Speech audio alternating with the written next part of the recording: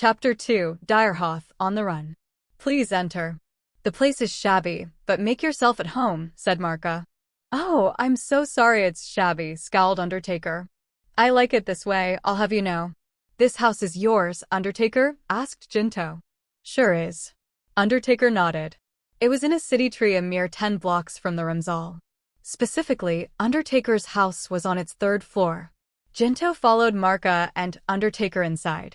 Leifir soon entered as well, as did Min, Bill, and Daswani after her. So lax, sneered Bill. If we wanted to pull something, you wouldn't have stood a chance just now. Your back is defenseless. Ah, right. Jinto hadn't thought to guard his back, so he nodded his thanks. Of course, he should have been the last to enter. You think that's good enough to be her guard? Bill continued. Jinto just shrugged. He wasn't her guard. If anything, she was his. But Jinto didn't feel like explaining that to him. Speaking of Leifir, she really was treating Undertaker's home like it was her own bedroom. Unbidden, she'd taken the most comfortable-looking seat, the leather chair, for herself. Hey, that's my chair. The owner's throne. In his resentment, Undertaker jabbed Leifir with a finger. Leifir deigned to look at him, but didn't respond. You're our hostage, Av. Just think, normally you'd be tied up rolling on the floor, and all your pleas would fall on deaf ears. Leifir listened to the man go on as though he was spinning a curious yarn. Her expression was not that of an avid student, but rather of a researcher observing a peculiar organism. Okay, I know what you want to tell me. You want to say you've come here of your own volition, and that you've got a gun.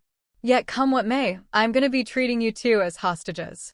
And the only reason you fired that gun earlier is 'cause I asked you to show me your marksman skills with that miniature cannon of yours, got it? 'Cause your skills are nothing to sneeze at. We could never beat you, even if we formed a firing band. Even so, Undertaker found his voice turning weaker and smaller the more he mouthed off. If you like that chair, I'd be pleased as punch. Jinto watched Undertaker slump meekly onto the couch and worried he might break into tears. But Undertaker refrained from crying, which was a relief. Jinto took the time to examine the room closely. Marka had called it shabby, but it wasn't really. There wasn't much furniture, so it looked quite spacious. No table, just a few chairs. There was a picture on the wall, an abstract piece that evoked fire issuing from above. Did you paint that, Undertaker? Jinto asked. Yep, that's all me. Did a good job of it, didn't I? For a second, Undertaker smiled, but then he remembered to suppress it and complain. For heaven's sake, you two do know you're hostages, right? Hostages. We're not celebrating your damn birthdays here. Don't act like we invited you over for a spot of tea. Jinto, dearie, please sit. Ruffling Undertaker's feathers is a great pastime, but we've gotten bored of it, said Marka. I didn't mean to ruffle any feathers, said Jinto. I just thought it was a nice picture, that's all. Yeah, well, hostages are usually a tad too worried fretting over their precious lives to appreciate fine art, said Undertaker. There's room for debate there. I don't know if I'd call that fine art, Min remarked. While Undertaker talked back to Min, Jinto took the seat next to Leifir's. So, what now? Jinto caught Marka's eyes. Come morning, I'll be having you stowing away in the load-carrying tray of a freighting vehicle and heading to a certain place outside the city. I'm a delivery car driver, said Bill.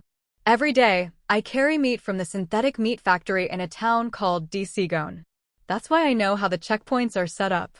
The occupiers know my face now. They won't think to peek into the flatbed. If you're delivering meat, then it's gotta be a freezer van, right? Yep. But don't worry, it'll be empty when we leave from here, so the refrigeration won't be turned on. Phew.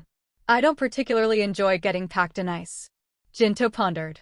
Escaping the city by slipping into some cargo was a good plan. If Leifir sat in plain view, she'd attract notice for sure. She could dye her hair, but if they took her hat off, they'd see her fresh. The only problem was how much they could trust these people. Certainly, if they hid with the cargo, they'd be hard to spot. On the other hand, they'd also have no idea where they were being taken. For all he knew, they'd exit the cargo hold only to find a flank of soldiers with guns pointed squarely at them. I'm sorry, but we're gonna have to pass. We can't put that much trust in you. You can't trust us? Why? You think we'll sell you out to the army? Asked Marka. I mean, we're your hostages, aren't we?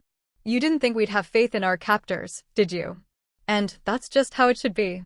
Undertaker nodded, as though to say Jinto had hit the nail on the head. Marka face-palmed. We'd never ally ourselves with an occupying force. Why not? It's been bugging me, actually. Why don't you cooperate with them? Because what we're after is independence from the Empire. Independence being the operative word. That only strengthens my case. I won't lie, I was full of hope when they took the planet. Yet now it's clear as day they have no intention of leaving us be. So why do you think we'd buddy up with our conquerors?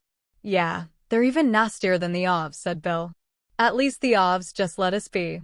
That's not the worst of it, said Min, his emotions on his sleeve. The bastards shaved off my hair. Just because I'd had it dyed blue, the nerve of them. It wasn't out of some weird admiration of the Ov. It just balanced out my face's color scheme with my mustache, he added, stroking his red and yellow mustache. My business is as good as finished, too, said Undertaker, wringing his hands. Your business. Jinto meant to ask Undertaker what grudge he held against the enemy, but Marka started speaking before he could. In any case, she concluded, now you see how little love is lost between us and that blasted army. Besides, the Ov may have been taken by surprise, but I don't see them falling behind in the theater of space. Even if we did ally with them, nothing good would come of it. So you have faith in the Empire. In the Empire's force of arms, yes, she corrected him. Jinto folded his arms. I can't tell how serious you are about your own objectives anymore. Do you really think you can successfully secede from the Empire, given how powerful it is? We have to hold out hope, said Min. The Empire may not be terribly interested in terrestrial worlds at the moment, but we can't be sure that state of affairs will last forever. We have to assume it won't. If the Empire made some unreasonable demand of a terrestrial world, what means do we have to resist them?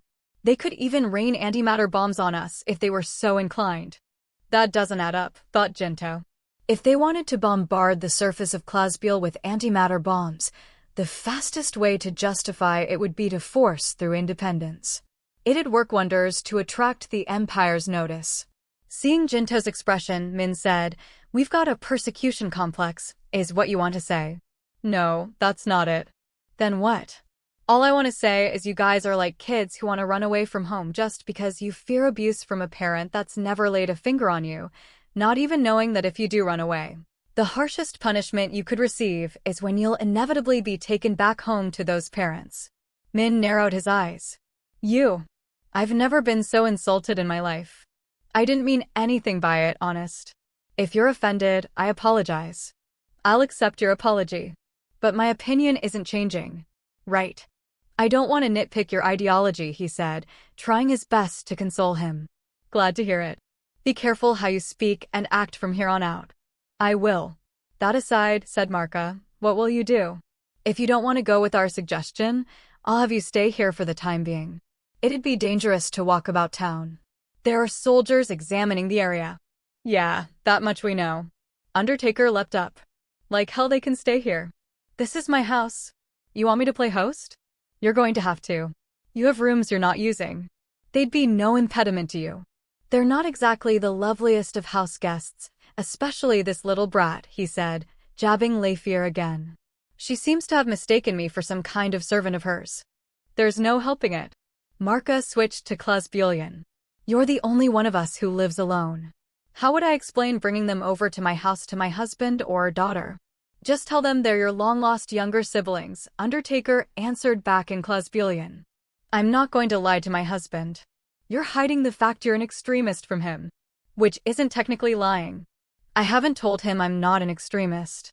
Hearing this exchange made Jinto realize just how tiny this organization was. The grandiose-sounding Clasbiel Anti-Imperial Front seemed to consist entirely of these five. Undertaker is understandably worried, said Min in solemn tones.